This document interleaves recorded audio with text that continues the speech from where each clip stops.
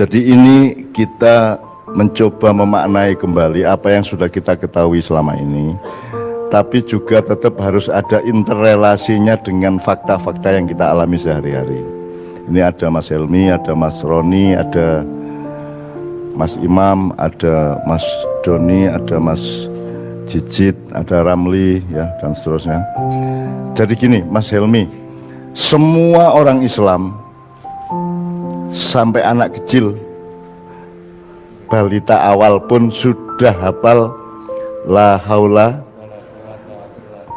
Oke, Mas Helmi itu la haula wala quwata illa billahil aliyyil azim. artinya Tidak ada daya atau kekuatan, la haula, tidak ada daya, wala quwata, dan tidak ada kekuatan, illa billahil aliyyil azim. jadi la haula itu daya, kuasa gitu ya. Nggih. Terus jadi itu otoritas gitu ya. Jadi ada satu posisi yang memungkinkan sesuatu dilakukan untuk suatu perubahan.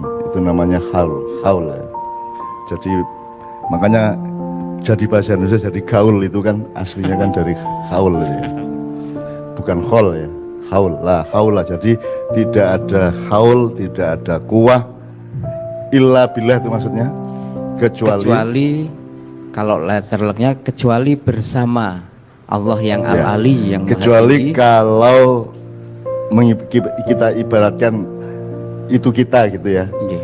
Kita hanya mungkin punya kuasa dan daya kalau billah, kalau bersama bersama Allah al-aliyyil azim, yang maha tinggi dan maha agung, maha perkasa. Oke, ini sebelum saya ke Mas Cicit sama Mas Doni dan Ramli dan semuanya, itu berarti bagaimana itu? Kalau Doni Cicit memahami, pokoknya tidak ada kekuatan, tidak ada daya, tidak ada kuasa, tidak ada wis ora iso apa-apa lah ya, kejobo ada Allah atau dengan Allah gitu ya. Ini berlaku untuk siapa? Kalau menurut Helmi? Berlaku untuk semuanya, Mbak. Semua hamba Allah. Semua. Maksudnya gini loh, kalau saya Doni kan jelas, kalau ndak gandengan sama Allah, kalau tidak bertakwa, tidak bertawakal, kan ini serai sopo-popo tenan. Nggih. Tapi yang saya tanyakan, kalau Nabi Muhammad punya daya ndak, punya kuasa ndak? Ini pernah nggak ditanyain sama kiai-kiai? Berlaku ndak itu untuk kanjeng Nabi, untuk nabi-nabi, untuk para rasul, untuk para ulama, para aulia dan seterusnya? Berlaku ndak? Mas Cicit. Menurut Mas Cicit, kalau lihat kalimatnya ini tadi, pokoknya tidak ada kuasa, tidak ada daya kecuali bersumber atau terletak pada Allah. Nah, berarti dengan itu logikanya di luar Allah nggak ada.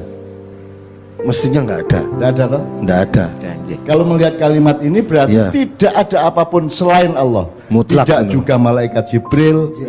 tidak Betul juga juga. jin Ifrit, Ya. tidak juga Dajjal, tidak Ya. juga Ya'juj Ma'juj, tidak juga kanjeng Nabi Muhammad SAW, Ya, tidak juga sallallahu Nabi Ibrahim, tidak juga Nabi Musa, Ya. tidak juga Habib-Habib, tidak juga presiden, tidak juga siapapun. Ya. Karena kalimatnya jelas, la haula wala quwata illa billah. Oke. Jadi gimana? Jadi Nabi Muhammad tidak punya daya dan kuasa juga. Tidak ada. Kecuali dari izin Allah. Ya. Jadi berarti ini berlaku untuk siapa saja di luar Allah. Semua makhluk Oke. Ini ya, ciptaan Allah. semua, Ya. jadi semua. Terus itu kan dulu kita sering mencontohkan Nabi Musa diperintah Allah idrib biasokal bahr, ya, pukulkan tongkatmu ke air laut gitu ya. Itu kan yang kemudian air lautnya membelah, karena pasti Allah juga memerintahkan kepada air, wahai air laut, membelahlah kalau disentuh oleh tongkatnya Musa. Kira-kira meskipun ayat itu tidak difirmankan gitu ya, tapi kan logiknya seperti itu. Nah, apakah Nabi Musa bisa kita simpulkan bisa membelah laut? Nabi Musa punya kuasa dan daya untuk membelah laut. Bisa nggak?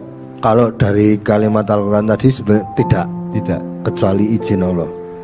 gampangannya gini lah, kalau Nabi Musa kita ajak ke laut lagi ning Parangtritis, ngene kira-kira sigar ora gitu. Ya. Tongkatnya Nah, tugel malah. kita bukan meremehkan, kita bukan mentidakkan atau mengkritik atau apapun. Kita mencoba memahami illa billahil aliyil azim. Ya, kecuali pada atau bersama Allah yang maha tinggi dan maha agung. Agung itu bulatan kebesaran yang tidak terbatas ya. Al-azim ya. Kalau Ali itu ketinggian yang tidak terbatas kira-kira itu ya. Nah, jadi dengan contoh Nabi Musa, Nabi Muhammad pun tidak bisa. Jadi kalau Nabi Muhammad pernah dianggap punya mukjizat membelah bulan, sebenarnya yang membelah rembulan siapa? Allah. Dan berbagai ya. Berarti yang membelah rembulan Atas izin Gusti Allah. ya. Ya. Sesungguhnya yang membelah rembulan siapa? Allah. Allah, karena la haula wala quwata illa billah. Jadi bisa nggak sih kita mengatakan bahwa Nabi Muhammad pun nggak bisa membelah rembulan? Bisa. Logis nggak? Logis. Oke. Sekarang kita agak lebarkan. Kalau orang kafir, orang yang ingkar kepada adanya Allah, peran Allah, fungsi Allah, kehadiran Allah, itu kan sering kita bayangkan mereka memang karena tidak terkait sama Allah, tidak berada pada posisi dialektis dan simbiosa mutualisme dengan Allah, maka mereka kita anggap tidak punya daya dan tidak dilindungi Allah. Tapi pertanyaan saya, apakah kalau kita sudah jadi orang alim, orang soleh, jadi kiai, jadi habib, jadi ketua majelis ulama, jadi presiden atau jadi orang besar atau jadi apa, kalau kita sudah soleh, alim dan seterusnya tadi, terus menjadi berdaya apa enggak? Tidak. Tetap tidak berdaya. Tetap tidak. Jadi orang manusia atau hamba Allah itu, semua makhluk Allah, biar dia kafir, biar dia musyrik, biar dia munafik, biar dia soleh, biar dia alim, tetap sama-sama tidak berdaya. Tidak berdaya. Gitu ya? Ojo keliru loh ya, ojo njur kowe mergo kowe alim njur sombong karo wong sing ora alim. Terus kamu merasa dirimu berdaya dan mereka tidak berdaya. Apalagi sampai menyimpulkan kalau kita dilindungi Allah, kalau mereka tidak, kan begitu. Oke, itu nanti ada pasalnya sendiri. Tapi saya ingin menegaskan kepada teman-teman, saya ingin mendapat ketegasan dari teman-teman bahwa pokoknya 100% selain Allah itu tidak berdaya, betul ya? Mau melawan COVID, mau melawan globalisasi atau melawan kedoliman apapun, melawan sakit, melawan penyakit, melawan apapun saja, itu pokoknya tidak punya apa-apa, tidak punya daya, tidak punya kuasa untuk melawan, untuk berperang dengan semua itu, karena satu-satunya yang punya hanya Allah. Nabi Muhammad meskipun kekasihnya Allah juga tidak berdaya. Nabi Ibrahim meskipun Khalilullah tetap tidak berdaya. Nabi Musa meskipun Kalimullah tetap juga tidak berdaya dan tidak berkuasa. Rasulullah Habibullah juga tidak berkuasa dan tidak berdaya. Ini ngomong gini ini kira-kira ada yang tersinggung enggak ya? Bahwa kita menurut kalimat tadi, logiknya adalah bahwa yang selain Allah itu termasuk Nabi Muhammad dan siapapun saja, malaikat Jibril sampai demit manapun itu ya, itu tidak kuasa dan tidak berdaya, betul enggak? Jadi enggak apa-apa ya, memang begitu ya. Oke. Jadi meskipun sekarang Doni sudah menyesali tatonya, upamanya ya, meskipun tidak bisa dihapus gitu ya. Jijit juga sudah mencoba rajin sholat selama COVID, upamanya loh. Insyaallah ya. Tenane aku ya ngerti ya. Ya, insyaallah. Ya. Itu kan tetap tidak berdaya toh. Meskipun kita soleh kan tetap saja la haula wala quwata berlaku ya. Jelas. Tetap berlaku ya. Jelas. Oke. Nah, disinilah kemudian kalau kita coba tarik garis ke COVID. Jadi sekarang daya dan kuasa terhadap COVID, terhadap wabah, terhadap sakit dan seterusnya itu sama saja pada orang alim, orang soleh, orang kafir, orang sama saja, sama-sama tidak berdaya. Ya. Oleh karena itu kita harus membersihkan pemahaman kita ini sampai semurni-murninya supaya kita tidak GR gitu ya. Jadi terus kenapa kita pakai prokes? John, kenapa pakai? Karena tidak berdaya. Iya. Tidak berdaya baik untuk dipapari maupun untuk memapari. Iya. Dan kita, apalagi kita tidak punya pengetahuan yang agak cetoh terhadap COVID ini kan gitu. Maka kita kan tidak ya kita harus pakai prokes plus nanti plusnya itu apa yuk? Semalam ada prokes yang keempat, jadi kan pakai masker atau hijab, terus cuci tangan, jaga jarak, terus ada satu lagi katanya yuk semalam. Vaksin ya. Vaksin. Jadi vaksin itu prokes keempat ya. Oke.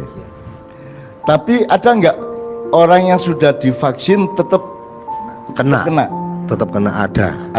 Tetap mati? Ada juga. Ada. Jadi meskipun sudah punya vaksin, meskipun sudah ulama, meskipun sudah. Nah sekarang kalau gini, kalau di pesantren ada yang mengatakan kita di Ma'iyah itu kan ada istilah gondelan kelambine Kanjeng Nabi. Kalau di pesantren gondelan sarunge kiai kan gitu. Itu nalarnya gimana?